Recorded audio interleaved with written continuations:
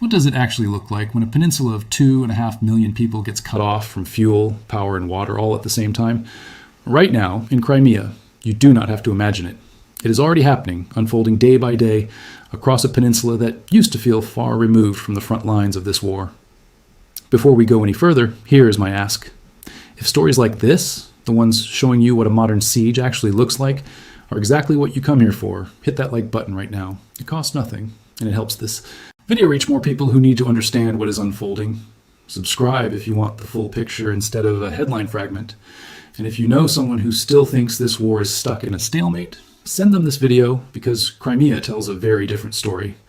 Let's start with fuel, because that is where this crisis becomes impossible to ignore. Ukraine has spent recent months running a sustained campaign against Russian oil refineries and fuel infrastructure. And by the middle of this year, the effects had become impossible to hide. Long lines of vehicles have formed at gas stations across Crimea, sometimes stretching for kilometers, as drivers wait for fuel that frequently never arrives. Multiple reports have described this as one of the most severe fuel shortages Russia has faced in recent memory, with analysts specifically singling out Crimea and Russia's Far East as among the first regions to feel the shortage directly. The reason for that specific targeting is not accidental. Ukraine's drone force, operating under a campaign reportedly named Molochka, launched in early July, has focused heavily on the small feeder tankers that carry fuel across the Sea of Azov toward Crimea. Ukraine's commander of unmanned systems described the goal plainly, paralyzing the fleet of tankers that keeps this fuel moving. Within days of that campaign intensifying, dozens of vessels were reported struck or disabled in a matter of hours, and the ripple effects reached gas stations across the peninsula almost immediately.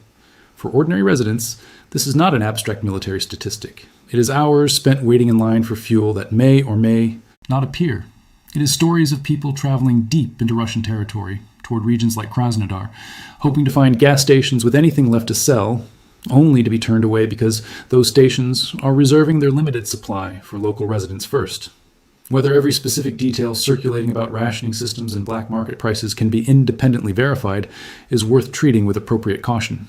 But the underlying pattern, severe fuel scarcity, spreading across the peninsula, is confirmed by multiple independent sources tracking this crisis closely. Independent economic analysts studying this situation have described it as one of the most severe fuel disruptions Russia has experienced in years, noting specifically that the scale, coordination, and repeated nature of these strikes have made it extremely difficult for repair crews to restore refinery capacity before the next wave of attacks arrives. That timing matters enormously. A single strike on a fuel facility is a setback. A facility that gets struck again before repairs are even finished becomes something closer to a permanent loss of capacity because the investment in rebuilding never has a chance to pay off before the next disruption arrives. Now, layer the electricity crisis on top of that, because these two problems are feeding each other in a way that makes this situation considerably worse than either one alone. Crimea has experienced repeated, large-scale power outages throughout this year, tied directly to Ukrainian strikes on the peninsula's energy infrastructure. In early July, an overnight attack knocked out power across the entire peninsula in a single strike, according to Crimea's own state energy provider, which described the outage as caused by external interference, a notably careful phrase for describing a military strike. Officials in Sevastopol, home to Russia's Black Sea Fleet, directly attributed a subsequent blackout to an attack on energy infrastructure. Emergency crews worked to reroute power through backup lines to restore service to residential areas, but the underlying vulnerability of the grid itself has not gone away. When a power grid goes down at this scale, the consequences cascade far beyond simply losing light in your home. Water pumps that rely on electricity stop functioning, meaning entire neighborhoods can go without running water for extended stretches. Cellular network equipment loses power too, disrupting phone service across large sections of the peninsula. There have been reports describing authorities resorting to old-style public landline phones on the streets, a strange and telling image, a modern military conflict producing scenes that look like they belong to an earlier era of technology, simply because the modern infrastructure keeps getting knocked offline faster than it can be repaired. Think about what it actually means for a region to lose these systems simultaneously rather than one at a time. A single power outage is manageable. Households adapt, generators run, life continues in a diminished but functional way. But when power, water, and communication all fail together repeatedly over an extended period, the compounding effect becomes something closer to a genuine humanitarian strain rather than a simple inconvenience. Elderly residents dependent on medical equipment requiring steady power face real danger. Families lose the ability to reach emergency services during exactly the moments they might need the most. And the psychological toll of living under that kind of prolonged uncertainty, never knowing which basic utility might fail next, or for how long, compounds every other hardship layered on top of it. Before we go any further into how Ukraine has managed to create this level of sustained pressure, one quick favor. If this kind of detailed, verified breakdown is what you actually want from war coverage, hit subscribe and turn on notifications, because this specific campaign is still actively unfolding, and there is a lot more worth tracking here. Let's talk about how Ukraine actually built this pressure campaign, because it did not happen through a single dramatic strike. It happened through a sustained, coordinated effort across land, air, and sea simultaneously, and understanding that coordination is the key to understanding why Crimea's situation has deteriorated this quickly. On land and in the air, Ukrainian forces have targeted the infrastructure connecting Crimea to the rest of Russian-controlled territory. Reports describe strikes on rail bridges connecting the peninsula to occupied areas further north, damaging routes that Russian forces have relied on for moving personnel, weapons, and ammunition toward the broader southern front. Strikes have also targeted Russian air defense infrastructure directly, along with facilities connected to naval drone storage and maintenance. Ukraine's military intelligence services have described operations against Russian radar systems specifically, including systems tied to advanced long-range air defense batteries. When a radar system that provides the detection capability for an entire air defense network gets taken offline, the battery it supports effectively becomes far less useful regardless of how many missiles remain in its launchers. At sea, Ukraine has pursued what amounts to an unprecedented blockade strategy in the Black Sea, and the Sea of Azov, specifically targeting vessels connected to Russia's fuel supply chain and broader shipping network. Reports describe well over 100 vessels struck or disabled across this campaign, with commanders describing tactics designed specifically to disable engines and propulsion systems rather than sink ships outright. That distinction matters considerably. A sunk tanker can become an environmental disaster and a symbol that draws international condemnation. A disabled tanker, drifting without propulsion, becomes something else entirely. A slow-moving traffic jam that clogs ports, ties up rescue and repair resources, and removes an active vessel from the supply chain for weeks or months at a time without the same catastrophic environmental consequences. The scale of disruption from this maritime campaign has been significant. Reporting has described petroleum product exports from Black Sea ports falling sharply during this period, alongside a substantial drop in the number of active tanker vessels still able to operate safely in these waters. Repair backlogs at Russian shipyards have reportedly grown severe enough that specialized personnel originally assigned to other roles have been redirected toward protecting the remaining shadow fleet, a sign that this maritime pressure campaign is consuming resources and attention well beyond what a simple count of damaged ships would suggest on its own. Consider the economics behind that specific tactic for a moment, because it reveals something important about how this entire campaign has been designed.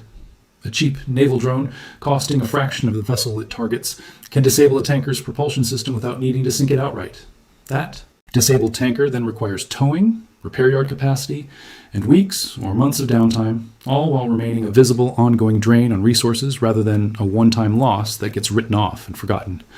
Multiply that dynamic across dozens or potentially hundreds of vessels, and you get an entire logistics network gradually clogged with slow-moving disabled ships, consuming far more attention and resources than the actual cost of the drones used to disable them in the first place. That asymmetry, cheap offense against expensive, difficult-to-replace defense, sits at the center of nearly every tactic described throughout this entire campaign. Behind all of this sits something worth understanding on its own, the digital and intelligence infrastructure that makes this level of coordinated targeting possible in the first place. Ukraine has developed a battlefield awareness system often referred to as Delta that integrates data from drones, satellites, and other sensors into a shared digital picture available to commanders, and in some cases, individual units in real time.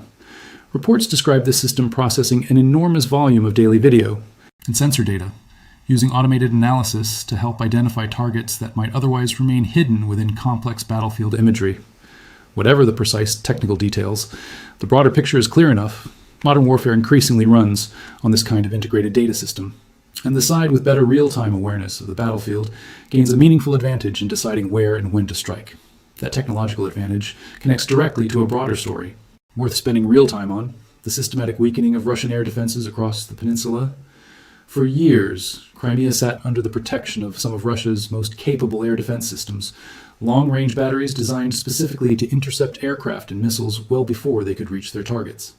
Over the course of this campaign, Ukrainian forces have targeted these systems directly, focusing not just on the missile launchers themselves, but on the radar installations that give those launchers their detection capability in the first place. Destroying or disabling a radar system tied to a long-range battery does not necessarily destroy the missiles sitting in that battery's launchers, but it can render the entire system functionally blind, unable to detect and track incoming threats accurately enough to intercept them. Reports describe similar operations against shorter-range air defense systems as well, along with at least one unusual incident involving a small, relatively low-cost drone successfully engaging a more sophisticated air defense system. A reminder that, in this specific conflict, expensive and technically advanced military hardware is not automatically safe from far cheaper unmanned systems operating with precision and persistence. As these defensive layers have been worn down, the airspace over Crimea has reportedly become considerably more permeable to Ukrainian drones, which helps explain why strikes on infrastructure across the peninsula have become more frequent and more effective over time rather than less. There is a broader lesson embedded in this specific pattern worth pulling out explicitly because it extends well beyond Crimea itself. Advanced, expensive air defense systems are only as effective as the sensor networks feeding them accurate targeting information. A missile battery with no working radar is, functionally, just an expensive pile of unused hardware sitting in a field. That reality has become one of the defining lessons of this entire war, that modern militaries built around a handful of extremely sophisticated, extremely expensive systems can be systematically degraded not by matching that sophistication directly, but by patiently, persistently targeting the supporting infrastructure, the radars, the communication relays, the maintenance facilities, that those sophisticated systems actually depend on to function at all. We are now well past the halfway point of this breakdown. If you have made it this far, you clearly want the full, connected picture rather than a simplified version of this story. So do me one favor, share this with somebody who still thinks this war has settled into a quiet, unchanging front line, because what is happening in Crimea right now says otherwise. Now let's talk about the human dimension of all this, because military analysis alone does not capture what living through this actually means for the people caught inside it. This is a peninsula of roughly 2.5 million residents, and every single one of the pressures described so far, the fuel shortages, the blackouts, the water disruptions, lands directly on their daily lives, regardless of their personal politics or their role in this conflict. Reports describe extended periods without electricity affecting more than half the peninsula's population during particularly severe stretches of this crisis. That is not a minor inconvenience. That is a fundamental disruption to daily survival, refrigeration, medical equipment, heating and cooling, communication, all of it dependent on a grid that keeps failing faster than it can be repaired. It is worth pausing here and being honest about something that easily gets lost in strategic analysis. The people living through this crisis did not choose the annexation that placed them under this specific administration, and in many cases had no meaningful say in the broader political decisions that led to this war in the first place. Whatever judgment anyone forms about the legality or legitimacy of Crimea's current status, the fuel lines, the blackouts, and the water shortages are being experienced by ordinary residents going about ordinary lives, not by the political and military decision makers actually responsible for the choices driving this conflict forward. That distinction matters, and it is worth holding on to even while working through the strategic and military dimensions of this story in detail. There is also a quieter, harder to verify, but consistently reported dimension to this story, involving Russian military personnel and their families. Multiple reports describe growing evacuation activity connected to military families stationed on the peninsula, along with property sales, suggesting a broader loss of confidence in Crimea's long-term stability as a secure location. Whether every specific detail in these reports holds up under full scrutiny is worth approaching carefully, since wartime reporting on evacuation activity is difficult to independently confirm in real time. But the broader pattern, a peninsula that once served as a comfortable, protected rear area for Russian forces increasingly failing to function as one, is consistent across multiple independent sources covering this story. The tourism industry offers one of the clearest, most visible signs of just how much the situation has shifted. Crimea has historically depended heavily on summer tourism, with resort towns along its southern coast filling with visitors during peak season. Reports from this year describe a dramatically different picture. Hotels and wineries in well-known resort areas sitting largely empty even during what should be the height of the summer season. That kind of economic disruption tells its own story, one that does not require military analysis to understand. People do not vacation somewhere they perceive as unsafe or unstable, regardless of what official statements claim about the situation on the ground. Local businesses dependent on that seasonal tourism income are absorbing losses that will likely take years to recover from, even if the broader security situation eventually stabilizes. Hospitality workers, restaurant owners, and small tour operators across the peninsula's southern coast are watching an entire season of expected income simply fail to materialize, adding yet another layer of economic strain onto a population already managing fuel shortages and power outages simultaneously. That combination, direct infrastructure disruption paired with collapsing tourism revenue, compounds the economic pressure on ordinary residents far beyond what either factor would produce on its own. Let's talk now about the target that sits at the absolute center of this entire campaign, the Kerch Bridge. For Russia, this bridge represents something considerably larger than simple infrastructure.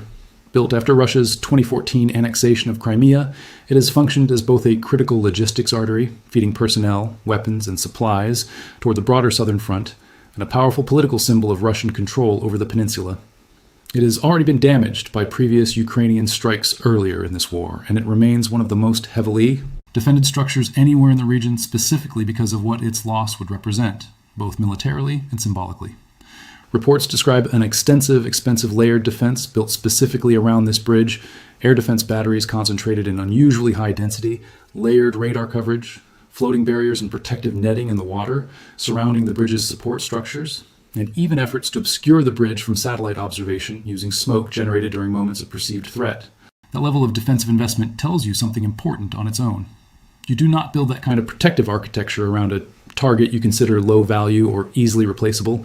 Reports have also described discussions around alternative infrastructure, including exploratory conversations about underwater tunnel construction as a contingency in case the bridge suffers serious damage, though these projects reportedly have not moved forward given the risks and costs involved. Even with all of that defensive investment, the broader weakening of Russian air defenses across the peninsula creates genuine strain on the resources protecting this specific structure. Every air defense battery redirected to protect the bridge is a battery not protecting some other facility elsewhere on the peninsula. Every radar system concentrated around Kerch is attention not being paid to gaps opening up somewhere else. That is precisely the dynamic that makes a sustained, multi-front pressure campaign like this one so effective over time, even against a heavily defended, high-value target. It does not need to destroy the target outright to succeed. It only needs to make defending that target progressively more expensive and more resource-intensive, while pressure continues building everywhere else at the same time. Think about the psychological weight this specific structure carries, too, separate entirely from its logistical function. The Kerch Bridge was built and heavily promoted as a symbol of permanence, a physical statement that Crimea's connection to Russia was now fixed, literally poured in concrete and steel across the water, separating the peninsula from the mainland. Every strike against that bridge, successful or not, chips away at that symbolism regardless of the actual physical damage inflicted. A structure built to project permanence that requires this level of extraordinary, expensive, and increasingly strained protection sends a very different message than the one it was originally built to send. Now let's step back now and talk about what this entire campaign actually represents strategically, because I think this is the part that gets lost in the day-to-day headlines about individual strikes and casualty figures. This is not simply an attempt to reclaim territory through a conventional military advance. It looks more like a deliberate, patient strategy of attrition, aimed at making the cost of holding Crimea, in fuel, in infrastructure repair, in air defense resources, in political stability, rise steadily over time until that cost becomes genuinely difficult to sustain. Think about what that actually requires from a military planning perspective. It requires coordinating strikes across multiple domains at once, land-based infrastructure, maritime shipping, air defense systems, and energy grids, in a way that prevents the defending side from simply reinforcing one weak point while ignoring the others. It requires sustained intelligence gathering to identify exactly which targets produce the most disruption relative to the resources spent striking them. And it requires accepting that visible, dramatic victories, capturing territory, destroying a single iconic target, matter less than the slow, grinding accumulation of smaller disruptions that collectively make an entire region harder and harder to hold.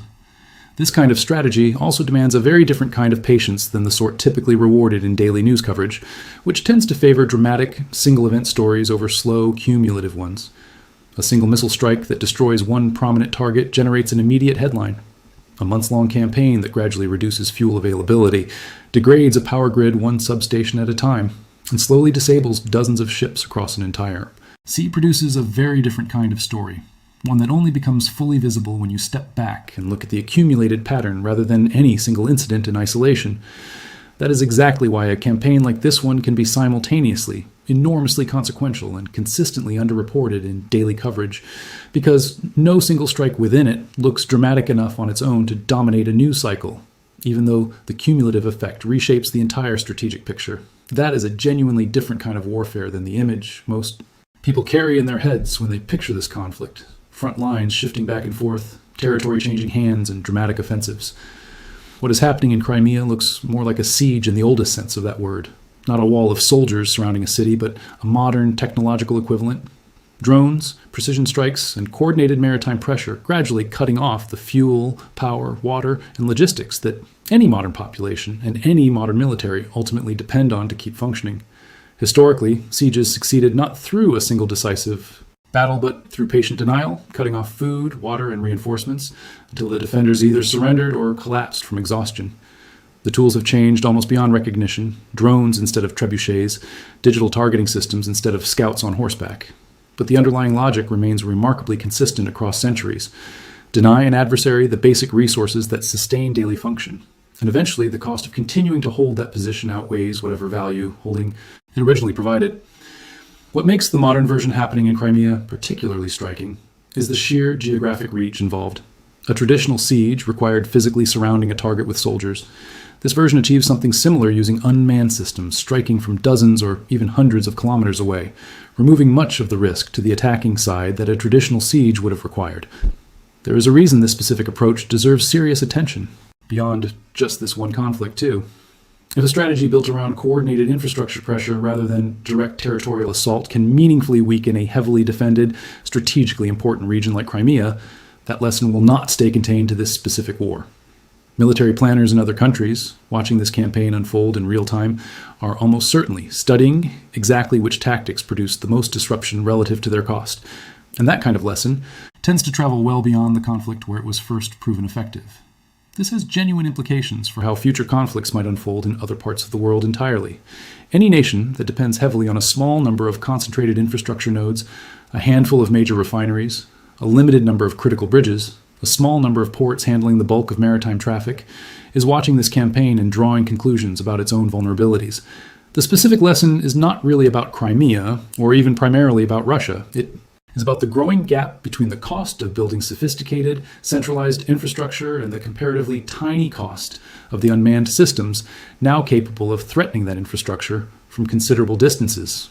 That gap is reshaping how militaries around the world think about resilience, redundancy, and the wisdom of concentrating critical capability in a small number of locations that become correspondingly attractive, high-value targets.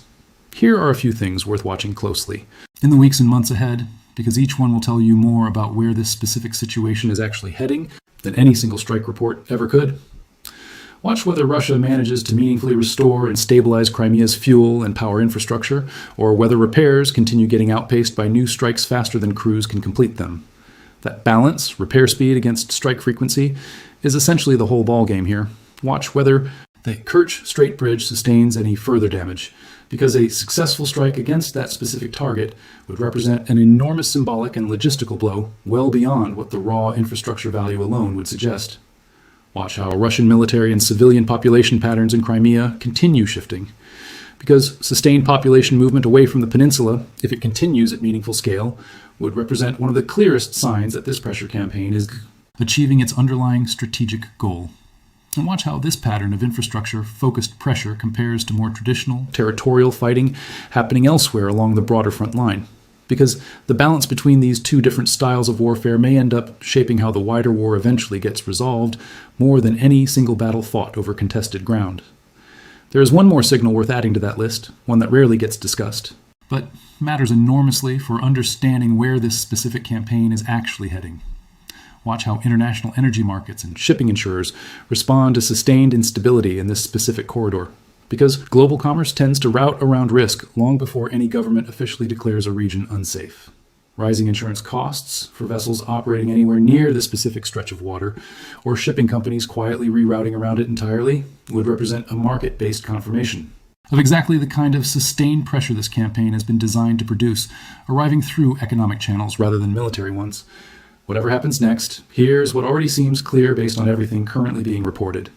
Crimea has shifted from being a secure, stable rear area for Russian forces into something considerably more precarious, a region absorbing sustained pressure across every category of daily life at once: fuel, electricity, water, communication, and confidence in long-term stability.